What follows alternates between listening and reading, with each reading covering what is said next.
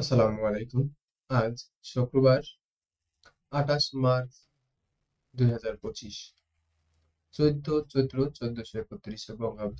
আপনারা দেখছেন দৈনিক পত্রিকার খবর, আছে দৈনিক ইত্তেফাক। ডক্টর ইউনূস ও শি জিনপিং এর বৈঠক আজ।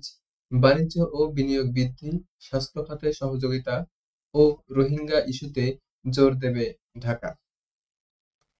সরকার উৎখাতের ষড়যন্ত্র, শেখ হাসিনা সহ ৭৩ জনের বিরুদ্ধে রাষ্ট্রদ্রোহের মামলা, সন্দেহভাজন আরও ৫০৩।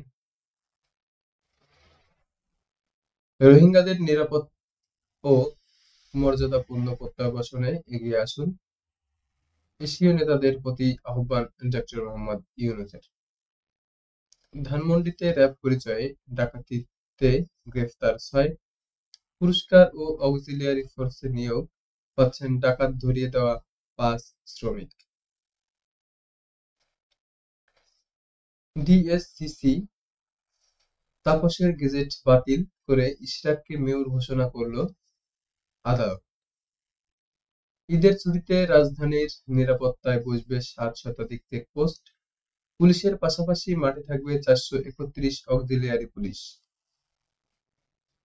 দুষ্কৃতিকারীরা আবারও অস্থিতিশীল পরিস্থিতি সৃষ্টির পায়তারা করছে, বলছেন ফখরুল ইসলাম।